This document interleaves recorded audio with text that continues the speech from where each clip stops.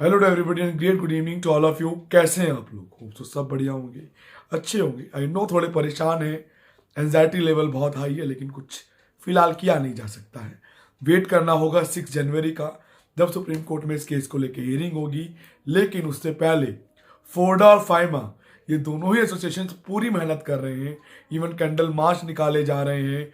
उन्होंने आज फोर्डा ने ये अनाउंसमेंट करी है कि कल वो सुप्रीम कोर्ट तक भी मार्च निकालेंगे 27 को। पूरी कोशिश कर रहे हैं रेजिडेंट डॉक्टर्स की काउंसलिंग एक्सपेडाइट हो, जितना उनके हाथ में उतना वो कर रहे हैं। लेकिन गवर्नमेंट भी कोई एक्शन नहीं आ रहा है। गवर्नमेंट की तरफ से कोई पॉजिटिव न्यूज़ नहीं आती हुई नजर आ रही है। और अब ऐसा लग रहा है कि हियरिंग 6 तारीख को ही होगी, तो उसके बाद ही कोई फर्दर डिसीजन निकल के आएगा। लेकिन मैं ज़रूर बोलूँगा कि लगभग 13,000 डॉक्टर्स हैं जो कि स्ट्राइक पे हैं दोबारा से। आज शायद 10वां दिन है स्ट्राइक का, लेकिन they are doing their best. इससे अच्छा वो कुछ कर नहीं सकते जो वो कर रहे हैं, लेकिन इसका रिजल्ट कुछ नहीं आ पा रहा है। मगर दे आर रियली ट्राइंग कि काउंसलिंग एक्सपेडाइट हो, उन पे लोड कम हो, और जो कैंडिडेट्स परेशान हैं उनकी काउंसलिंग स्टार्ट हो, जिससे वो जल्दी से जल्दी कॉलेजेस जा सकें। और रेसिडेंट डॉक्टर जो ऑलरेडी वहाँ पे जॉब कर रहे हैं, 1/3 फोर्स के साथ जो काम हो रहा है वो कवर अप हुआ हो सके। जैसे जैसे कोविड के केसेस बढ़ रहे हैं, मैन पावर की ज़रूरत डे बाय डे बढ़ती चली जाएगी, वो बहुत ज़रूरी है। तो कहीं ना कहीं स्ट्राइक का ओवर होना भी बहुत ज़रूरी है, और काउंसलिंग का शुरू होना उससे भी ज़्यादा ज़रूरी है। देखते हैं क्या होगा। अब बाकी स्टेट्स की भी जो एसोसिएशंस हैं रेजिडेंट डॉक्टर्स की, वो भी धीरे धीरे दिल्ली में फोर्डा और फाइमा के लोगों को ज्वाइन करती जा रही हैं, तो उससे भी वॉल्यूम बढ़ रहा है। लेकिन क्या होता है, फिलहाल जितना मुझे आइडिया है, सुप्रीम कोर्ट में फिलहाल वैकेशन चल रही है, जो कि 2 तारीख को रिज्यूम होगी। तो देखते हैं हियरिंग कब कंडक्ट हो सकती है। जल्द से जल्द अगर हियरिंग होगी भी तो मेरे हिसाब से 2 तारीख के बाद ही होगी। अगर अर्ली डेट पे ले भी, अगर कोर्ट इन्हें सुन भी लेती है तो। नहीं तो 6 तारीख को डेट है, और मुझे ऐसा लगता है कि 6 तारीख को जो भी डिसीजन होगा, कोई ना कोई एक डिसीजन जरूर होगा। चाहे उस ऑर्डर पर स्टे लगेगा, चाहे रिजर्वेशन अप्लाई हो जाएगा या नहीं अप्लाई होगा, कुछ एक डिसीजन जरूर आ जाना चाहिए, मुझे ऐसा लगता है। इसके अलावा बहुत सारे चेंजेस हुए हैं काउंसलिंग प्रोसेस में, बहुत सारी चीज़ें हुई हैं। तो मैं आज एक स्ट्रेटजी बताऊंगा। मैं आज ये बताऊंगा काउंसलिंग कैसे करनी चाहिए एज ए मेडिकल काउंसलर। मुझे आज से नहीं, कई सालों से काउंसलिंग कर रहा हूँ। जिन लोगों को नहीं सुनना हो वो मुझे अनसब्सक्राइब कर सकते हैं, और अभी वीडियो देखने की जरूरत नहीं है। लेकिन जबरदस्ती के कमेंट, जबरदस्ती की बातें ना सुनने की आदत है, ना सुनता हूँ ना सुनाता हूँ। जो मुझे लग रहा है, जो आप लोग के लिए हेल्पफुल है, उसको जरूर देखें, समझें और प्रॉपरली एनालाइज करें। और इस बार की जो काउंसलिंग होगी वो बहुत सोच समझ के करनी है। चाहे वो खुद करें, चाहे लोगों की बात मान के करें, सुन के करें, प्रॉपर स्ट्रेटेजी बना के करें, या किसी काउंसलर को हेल्प करके करें। मुझे ना करें, किसी और को करें। बहुत सारे लोग हैं जो इसमें अच्छे हैं, they are doing really good. उनसे गाइडेंस लें, समझें और करें। कारण क्या है, बहुत सारी चीजें चेंज हो गई हैं। Reservation policy, DNB club, counselling process entirely changed. और एक बात, एक न्यूज, एक र्यूमर, कुछ वीडियोस के द्वारा, कुछ लोगों के द्वारा, इवन फाइमा ने भी अपील करी थी स्टेट के चीफ मिनिस्टर्स के से कि स्टेट की काउंसलिंग को शुरू कर दिया जाए ऑल इंडिया काउंसलिंग से होने से पहले। पहले क्या होता था कि ऑल इंडिया काउंसलिंग होती थी, फिर स्टेट होती थी, फिर ऑल इंडिया 2, फिर स्टेट 2, ऐसे काउंसलिंग रन होती थी। लेकिन अब जब सीट सी रिवर्ट होके नहीं जाएंगी, तो उनका कहना है कि काउंसलिंग को पहले शुरू कर दिया जाए स्टेट्स की पहले, जैसे कि हिमाचल प्रदेश ने अपना नोटिस निकाला है। लेकिन मैं आपको एक बात बहुत क्लियर कर दूं, इस बारे में कोई भी नोटिस अभी गवर्नमेंट से नहीं आया है कि काउंसलिंग स्टेट्स की पहले होगी। ना ऐसा कोई लेटर स्टेट्स को भेजा गया है जिसमें लिखा गया हो कि वो स्टेट की काउंसलिंग ऑल इंडिया से पहले कर सकते हैं। ऐसा कोई भी लीगल डॉक्यूमेंटेशन अभी तक अवेलेबल नहीं है। अगर स्टेट ऐसा करती हैं तो ये कहीं ना कहीं चैलेंजेबल हो सकता है कोर्ट में, क्योंकि ये रूल पहले से बना हुआ था। इसके ऊपर कोई नया रूल आया नहीं है, तो अपनी मर्जी नहीं है। जो लोग ये बात कह रहे हैं ऐसा होगा, वो गलत है मेरे अकॉर्डिंग, क्योंकि ऐसा आप कर नहीं सकते हैं। कोई एफिडेविट हो, कोई नोटिफिकेशन हो, कोई ऑर्डर हो, कोई इंटर्न ऑर्डर हो उनके पास, जिसके तहत वो कर सकते हैं। तो ये रूल पहले से ही चला आ रहा है। इवन मैं आपको एक बात और बता दूं, बहुत सारी स्टेट्स ऐसी हैं जो इस 4 राउंड के प्रोसेस को अपना रही हैं। ऐसी बहुत सारी स्टेट्स हैं जो इसको अपनाएंगी, तो वहां भी जो नरेगा कोटा की सीट्स हैं वो भी स्टे वैकेंसी में नहीं जाके ऑलरेडी 4th राउंड में आ जाएंगे, वो भी काउंसलिंग के माध्यम से ही दी जाएंगी। ये सिंपल सी बात है। तो काउंसलिंग आपको बहुत सोच समझ के प्लान आउट करनी है। ये वीडियो थोड़ी लंबी होगी, थोड़ा सोच समझ के इस वीडियो को देखिएगा और ऊपर एनालाइज कीजिएगा कि क्या करना है। मैं बात करता हूँ, पहले अपर रैंकर से स्टार्ट करते हैं। तो अपर रैंकर्स हैं जिनकी रैंक 1500, 2000, 2500 है, जो कि इस आशा में उन्हें डरमा और रेडियो मिलेगी। मेरे अकॉर्डिंग उन्हें डरमा और रेडियो अभी भी मिलेगी, लेकिन ऑल इंडिया में उनके चांसेस रहेंगे। ये डिपेंड करेगा वो कौन से स्टेट से आते हैं, क्योंकि स्टेट्स में नेगेटिव फैक्ट देखने को मिलेगा।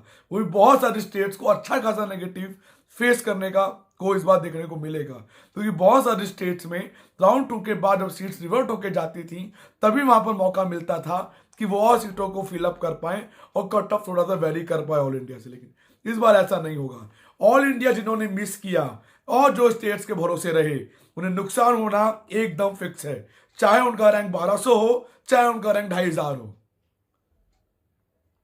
ऑल इंडिया से आपको सीट लेके जाना जरूरी होगा। एक बात और है, इन केस 0.1% अगर स्टेट की काउंसलिंग पहले हुई तो स्टेट्स को इतना नेगेटिव देखने को मिलेगा जितना आपने सोचा भी नहीं होगा। इसीलिए होप कीजिए कि स्टेट्स की पहले ना हो, वो बाद में हो। इससे पूरा एंटायर प्रोसेस चेंज हो जाएगा काउंसलिंग का, और बहुत दिक्कतें उन कैंडिडेट्स के लिए हो जाएंगी जो सही में डिजर्विंग कैंडिडेट्स हैं। क्यों हो जाएंगी, आप पूछेंगे अब क्यों हो जाएंगी? जब स्टेट में कोई कॉलेज और सीट आपको मिल जाएगी, वो लेके आप अपग्रेड करेंगे, पैरेलल में आप ऑल इंडिया देखेंगे। जब तक ऑल इंडिया की खत्म होगी तब तो स्टेट की राउंड 2 शुरू हो जाएगी। फिर उसी सीक्वेंस में अगर आप चलेंगे तो उस कंडीशन में आप कैसे अपने आप को स्विच करेंगे इधर से उधर? लेकिन अगर पहले ऑल इंडिया हुई, वहां सीट ले ली, फ्री एग्जिट होती थी, सीट ले ली और अपग्रेडिंग करके आप राउंड 2 में चले जाते थे, ऑल इंडिया के पैरेलल में सीट का राउंड 1 देख लेते थे। ये अब नहीं होगा। और जिन कैंडिडेट्स के मार्क्स अपर होंगे पहले स्टेट में सीट्स ले लेंगे, फिर वो दूर होंगे सीट्स, अगर फिर वो आधे तो कोशिश नहीं करेंगे, जो कोशिश करेंगे वो दूर जाएंगे नहीं और वो सीट को लेके लैप्स करेंगे। तो इससे नुकसान किसका होगा? दोनों पक्षों का होगा, ऑल इंडिया का भी होगा, स्टेट का भी होगा। अगर ऐसा हुआ तो उसके लिए भी एक स्ट्रेटेजी है, वो बाद में बताऊंगा, तो उसको कैसे फॉलो करना है वो देखेंगे। पहला तरीका क्या है? थंब रूल, ऑल इंडिया की काउंसलिंग करना बहुत जरूरी है। 1500, 1800, 2000, 2200 रैंक तक एमडी रेडियो, एमडी डरमा सेफ है अब ऑल इंडिया से, अगर रिजर्वेशन पॉलिसी चेंज होती भी है और नहीं भी होती है। अगर नहीं होती है तो ये थोड़ी सी और इंक्रीज हो जाएगी, नहीं तो इतने में आप सेफ हैं एमडी के लिए ऑल इंडिया कोटा से। डीएनबी को पैरेलल रखना इन दोनों ब्रांचेस के लिए बहुत जरूरी है अगर आप अपर क्लिनिकल की तरफ जा रहे हैं तो। बात करें एक्सपेक्टेड वीडियोज आ रही हैं, कट ऑफ एक्सपेक्टेड वीडियो क्या आएगी? पहले तो अभी ये नहीं पता रिजर्वेशन लग रहा है या नहीं लग रहा, तो आप ये एज्यूम कैसे कर सकते हैं किस रैंक पे क्या मिलेगा? अपने आप को इंडल्ज करना, कैंडिडेट्स को इंडल्ज करना, अपनी व्यूज बढ़ाने के लिए आप डालें, वो गलत बात है। इससे क्या होता है, र्यूमर फैलता है, लोग डाइवर्ट होते हैं। आप एक्सपेक्ट नहीं कर सकते क्योंकि कुछ फाइनल नहीं हुआ है अभी तक। मैंने इसीलिए आपसे भी वर्ड यूज किया। अगर रिजर्वेशन नया भी आता है तो 2200 तक सेफ है, नहीं तो 3400-3600 तक सेफ है उधर, फिर डीएनबी आगे जाएगी। लेकिन अगर रिजर्वेशन अप्लाई हुआ और जो प्रोसेस चेंज हुआ है उस हिसाब से राउंड 1 राउंड 2 का जो कट ऑफ होगा डरमा रेडियो का, वो 2200, 2300, 2400 के आसपास होगा। जो मॉपअप राउंड होगा वो थोड़ा सा इंक्लाइन होके 2800, 3200 के तक पहुंच सकता है, लेकिन टिल मॉपअप, उससे पहले नहीं। और अब बात करें तो कैसे, समझ में आ गया? पैरेलल में ऑल इंडिया लेना है, डीएनबी लेना है, फिर स्टेट लेना है। तीनों राउंड आपको करने हैं और पैन इंडिया लेवल का ऑप्शन रख के चलना है, चाहे वो बंगाल हो, चाहे वो आसाम हो, चाहे वो कोई भी प्लेस हो। अगर आपको सीट लेनी है तो कंसर्न ब्रांचेस में, नहीं तो ब्रांच से कॉम्प्रोमाइज करेंगे, अब मेडिसिन लेंगे या पीडिया लेंगे। मेडिसिन की बात है, मुझे ऐसा लगता है डीएनबी, टिल डीएनबी की बात करूं, मेडिसिन जो करंट सिचुएशन लग रही है, मेडिसिन अगर आपका रैंक 4000 है, 4500 है, तो आप मॉपअप राउंड तक स्टिल सेफ है एमडी मेडिसिन के लिए, गवर्नमेंट कोटा के लिए। और आप डीएनबी के लिए लगभग टिल 14, 15, 16 ये 3000 का गैप है, इसमें कहीं ना कहीं सैचुरेट होते हुए नजर आएंगे आप ऑल इंडिया के अंदर भी, अगर आप इसको लेके चलते हैं। तो स्ट्रेटजी क्या होगी आपकी? आप इस ऑप्शन में लो फीस प्राइवेट जो कॉलेजेस हैं कर्नाटका, आंध्रा के, उनको भी ऑप्ट आउट कर सकते हैं इस कंडीशन में बाहर निकल के। तो आपको इस हिसाब से लेके चलना होगा, आंख कान खोल के चलने हैं, पूरी स्ट्रेटेजी लेके चलनी होगी, कोई मौका आपको छोड़ना नहीं है। अपर रैंकर्स फिर भी सेफ हैं, टिल 12,000, 14,000, 15,000 सेफ हैं, जिनका ऑप्शन एमडी, एमएस, डीएनबी तीनों हैं। रेडियो, डर्मा 7-8 हजार तक सेफ हैं। मेडिसिन, पीडिया ये लगभग 15-16,000 तक सेफ हैं। गायनी, सर्जरी, ऑर्थो ये स्टिल 22-23,000 तक सेफ हैं डीएनबी में। और ऑल इंडिया में मॉपअप राउंड आते आते 11,500, 12, 12,500 हजार तक सेफ है। ये ईएनटी, ऑप्था ये भी लगभग all India, ENT, ophtha, emergency medicine ये और डीएनबी में 27,000 प्लस जा सकती है, 30,000 भी क्रॉस कर सकती है। लेकिन एमएसएमडी में ये वही 14-15,000 के बीच देखने को मिलेंगी। एनेस्थीसिया 20,000, 21,000, 22 तक मॉपअप राउंड में मिलेगा, एक एक्सटेंडेड राउंड के ऐड हो जाने से ऑल इंडिया में।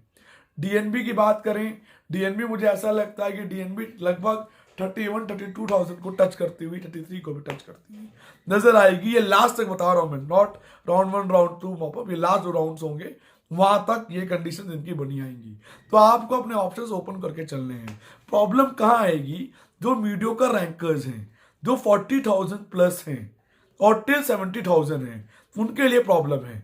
अपर ब्रांचेस लेनी है तो जितनी भी ओपन स्टेट्स है उनको लेके चलना है, पैरेलल लेके चलना है। लोअर बजट भी रहेगा, मीडियोकर बजट भी रहेगा और हाई बजट भी रहेगा, हाई फीसेस भी रहेंगी। इन तीनों को लेके चलना है तो जाके वो सीट्स मिलेगी, मन चाहे सीट मिलेगी अगर आपको लेनी है तो। ऐसा नहीं, आप स्टक नहीं हो सकते कि मेरे को 25 लाख की फीस लेनी है, आपको 24 लाख की लेनी है। आप कोशिश करें 24 लाख से स्टार्ट होके, 20 लाख पर ईयर से स्टार्ट होके, लेकिन आपको 40 लाख तक भी जाना पड़ेगा अगर आप प्रॉपरली कंसर्न ब्रांच लेना चाहते हैं तो। ओपन स्टेट्स को एक्सप्लोर करना पड़ेगा। कुछ स्टेट्स में इस बार लॉटरी लगेगी जो पहले कभी नहीं लगी। उस लॉटरी को कैसे एनचांस करना है वो आपको देखना पड़ेगा और प्रॉपरली समझना पड़ेगा, तभी आपको वो चीज मिलेगी, तो आपको वो भी नहीं मिलेगी। तो आप बिल्कुल भी नैरो होकर प्ले नहीं कर सकते। खासकर मैं ये बात कुछ रीजन के कैंडिडेट्स के लिए कह रहा हूं, आपको ओपन वाइड होना है, पैन इंडिया को टारगेट करना है, मौका नहीं छोड़ना है, तभी आपको बेनिफिट ऑफ द डाउट मिलेगा कि लोग ड्रॉप कर रहे हैं, तभी मिलेगा। अगर आप फुल फ्लैश प्ले करेंगे तो जिनका रैंक 70,000 प्लस है उनकी क्या है, उनको अपर ब्रांचेस लेनी है, उनको स्ट्रे वैकेंसी राउंड में लॉटरी लगेगी। अगर वो प्रॉपरली काउंसलिंग करते हैं और अपनी एलिजिबिलिटी बना के चलते हैं, चूकते नहीं है, तो जो लोग पेशेंस के साथ, जो लोग प्रॉपरली रूल्स के साथ चलेंगे, उनको इस काउंसलिंग में नुकसान नहीं होगा, भले ही कितने भी चेंजेस हो जाएं। लेकिन जो थोड़े भी इंपेशेंट हुए, थोड़े भी इधर उधर हिले, उनको नुकसान होना तय है, उनको कोई नहीं बचा सकता। काउंसलिंग तो आपको करनी है, प्रॉपरली करनी है, स्ट्रेटेजी के साथ करनी है, सही गाइडेंस में करनी है। और गाइडेंस आप खुद अपने आप से भी ले सकते हैं, अगर आपको समझ में आता हो, अपने सीनियर से भी कंसल्ट कर सकते हैं, अगर वो जानते हो, एनालाइज कर पा रहे हो, चीजों को भाप के चल रहे हो। तो ये कोई ऐसी चीज नहीं है कि ट्राई करेंगे नहीं हुआ तो देख लेंगे। एक ही बार करना है जो हिट हो और आप आगे निकल जाएं। गलती करके नहीं सीख सकते हैं आप इसमें, क्योंकि वो चीज चूक जाएगी। जो राउंड में जो चीज मिस हुई वो अगले राउंड में कवर नहीं होगी। एक बात आपको और बता दूं, इस बार ये पहली बार होगा कि स्टेट्स के अंदर एनआरआई एप्लीकेंट्स बहुत ज्यादा हैं। इवन काउंसलर्स ने अप्लाई कराए हैं, कैंडिडेट्स ने खुद ने अप्लाई किए हैं या कॉलेजेस ने अप्लाई कराए हैं। एनआरआई एप्लीकेंट्स इस बार सबसे ज्यादा रहेंगे। काफी कैंडिडेट्स के रिलेटिव्स का स्पॉन्सर सर्टिफिकेट जेन्युइनली बना हुआ है, स्टेट के नॉर्म्स के तहत बना हुआ है, तो वो उसके अकॉर्डिंग भी पार्ट लेंगे कंप्लीट काउंसलिंग प्रोसीजर में। चाहे वो डीम्ड में हो, चाहे वो स्टेट्स में हो, चाहे वो मध्य प्रदेश हो, चाहे वो कर्नाटका हो, चाहे वो आंध्रा हो, चाहे वो तेलंगाना हो। फिर भी तेलंगाना और कर्नाटका में ये ऑप्शन है कि इनकी फीसेस 70 लाख अबव हैं। तो वहां पे एक कैटेगरी है, that call category C, management category है, तब उसको भी भर के सीट ले सकते हैं। इस बार आप ये मौका बिल्कुल प्ले नहीं कर सकते, पहले लो फीस का ट्राई करेंगे, राउंड 2 में अपर फीस का। जी बिल्कुल नहीं। जिन्होंने ये पॉलिसी अपनाई उनको नुकसान होना निश्चित है, मैं लिख के दे सकता हूं अभी इस बात को। क्योंकि जो स्मार्ट खेलेंगे, जो स्मार्ट प्ले करेंगे, जो समझदार होंगे, वो किसी भी तरह की बेवकूफी या किसी भी तरह की गलती पूरी काउंसलिंग प्रोसीजर में बिल्कुल भी नहीं करेंगे, बिकॉज वो जानते हैं अगर उन्होंने कोई चूक करी तो कितना भारी हर्जाना उनको देना पड़ेगा, तो हो सकता है उनका साल लैप्स हो जाए। और जो कैंडिडेट रिवाइज कट ऑफ के लिए वेट कर रहे हैं, मैं उनसे ये कहूंगा कि आप अपनी बुक्स को अनफोल्ड करें, पढ़ाई शुरू कर दीजिए। रिवाइज कट ऑफ होगा तो काउंसलिंग के वक्त आएंगे, क्योंकि अगर 12 मार्च की डेट पोस्टपोन भी होती है तो ज्यादा लंबा वक्त आपको नहीं मिलेगा, मैक्सिमम 2 या 3 महीने का मिलेगा। काउंसलिंग अगर जैन में शुरू हुई, लगभग 70 डेज का टाइम स्पैम होता है, तो ये मान के चले काउंसलिंग खत्म होते होते March end, early to the earliest बता रहा हूं मैं आपको, मार्च एंड तक खत्म होगी काउंसलिंग। और राउंड 2 के बाद क्लासेस स्टार्ट हो जाएंगी। हो सकता है जेआरएस की कमी है तो इस बार राउंड 1 के बाद ही वो अपना सेशन को स्टार्ट कर दें, ज्वाइनिंग दे दें, नहीं तो हमेशा ऑल इंडिया राउंड 2 के बाद होती थी। इस बार हो सकता है कि ऑल इंडिया राउंड 1 के बाद ही ज्वाइनिंग्स के लेटर्स आ जाएं। ये decision basically medical council committee लेती है और एनएमसी लेती है, इसके बारे में कोई रिपोर्ट्स अभी आई नहीं है। आपको शायद समझ में आ गया होगा कि आपको कैसे चलना है। बड़े रैंकर्स को कोई मौका नहीं छोड़ना, मीडियोकर रैंकर्स को लोअर रेंज से लेके अपर रेंज तक जाना है। अगर आप माइनॉरिटी कैटेगरी में है तो अपनी कैटेगरी को आपको यूज करना है, प्रॉपरली लेके चलना है, कोई आपको डिविएशन नहीं होना है, किसी के ऊपर डिपेंड नहीं होना है, हर एक मौके को लेके चलना है, डेली अटेंटिव रहना है, डेली इंफॉर्मेशन गैदर करते रहना है। कोई डाउट है, कुछ कंफ्यूजन है तो उसको क्लियर करते रहिए। बहुत सारे लोग हैं जो टेलीग्राम पे अच्छी नॉलेज देते हैं, उनसे पूछें, उनसे समझें,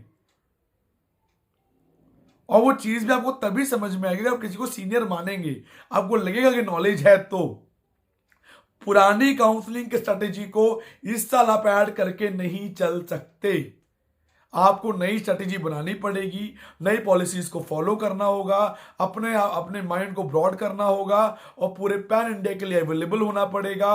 अपने ऑप्शंस भी बढ़ाने पड़ेंगे, एक रिस्क फैक्टर भी रख के चलना पड़ेगा। तो मनचाही ब्रांच, मनचाहे बजट में, या गवर्नमेंट सीट मनचाही ब्रांच में, एमडी एमएस में, या डीएनबी गवर्नमेंट हॉस्पिटल्स या ट्रस्ट के हॉस्पिटल्स, उनमें आपको मिलती हुई नजर आएगी। अदरवाइज आपकी कहीं ना कहीं ये कहानी छुटती हुई नजर आएगी। ये मेरी रिक्वेस्ट है, ये मेरा सजेशन है। मानना है माने, ना माने तो ये समझिएगा कि कोई बेवकूफ कुछ कह रहा था, आपने उसकी बिल्कुल नहीं सुनी। ये मेरे ज्यादा अच्छा है, ठीक है। जिन्हें समझ में आ रही हो मेरी बात, फॉलो करें, समझे और आगे बढ़ें। जिन्हें नहीं समझ में आ रही हो, बिल्कुल ना बढ़े। आपकी लाइफ है, आपके डिसीजंस हैं, ज्ञान देने वाले लोग ज्ञान देते हैं, मानना नहीं मानना आपके ऊपर है। ये मान लीजिएगा कि मैंने भी छोटा था आपको ज्ञान दिया, समझना है समझे, ना समझना तो बिल्कुल ना समझे, हाथ जोड़ के विनती है।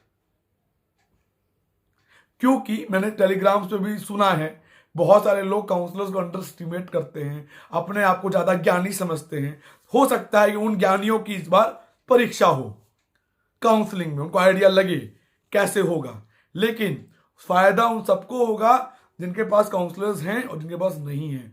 अगर आप रूल्स को फॉलो करेंगे तो काउंसलर्स की जरूरत सिर्फ उनको है जिनको चीजें नहीं समझ में आती हैं, जिनको चीजें मैसअप लगती हैं, जो कंफ्यूजन में रहते हैं। अदरवाइज अगर जो चीजें क्लियर हैं, प्रॉपर रूल्स पता है, नए रूल आपने समझ लिए हैं, अपने आप को ब्रॉड करके चल रहे हैं, तो आपको किसी की जरूरत नहीं है, अपने बल पे भी आप करके आगे जा सकते हैं।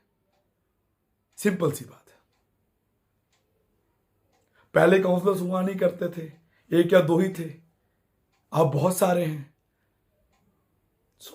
जरूरत नहीं है, जरूरत सिर्फ उन्हें ही है जिन्हें लगता है वो कंफ्यूज हैं, नहीं समझ में आ रहा है। रेगुलर अपडेट्स चाहिए, रेगुलर क्लैरिफिकेशंस चाहिए, डाउट्स क्लियर रहने चाहिए, मॉरल बना रहना चाहिए, अपडेटेड रहें हर इंफॉर्मेशन के साथ। इसीलिए बहुत जरूरी है चीजें। कोई डाउट है, कोई कंफ्यूजन है, मुझे व्हाट्सअप कर सकते हैं 9675200801, 9690796426 पे। स्क्रीन पे मेरी डिटेल्स अवेलेबल हैं। पेड गाइडेंस के रिलेटेड अपना रैंक और डिटेल भेजिएगा, हम वो देख के डिसाइड करेंगे कि सर्विसेज आपको देनी है या नहीं देनी है, या लेनी है या नहीं लेनी है। उसके अकॉर्डिंग कोई भी अपडेट होगी मैं कोशिश करूंगा अपडेट देता रहूं, रेगुलर आपको इन्फॉर्म करके रखूं, कोई भी चीज़ से अवेयर करूं, और 2 नंबर की चीजों से, जबरदस्ती के बहकावे से, जबरदस्ती के र्यूमर से बचने की कोशिश करें। अब जो भी होना है वो काउंसलिंग से ही होना है। पहले भी होना था तो जो 2% का लूप खुला हुआ था वो लगभग 1.5% अब भी बंद हो गया है। अभी उम्मीद बहुत कम है, कि कोई कुछ कर पाए, लेकिन उम्मीद बिल्कुल भी नहीं है। सो जो करना है काउंसलिंग से करना है, अपेयर होना जरूरी है, फॉर्म भरना जरूरी है, उसके तहत ही आपको लीगली चलना है, otherwise there is no other option at all. तो so bye bye, take care and great night to all of you, bye bye.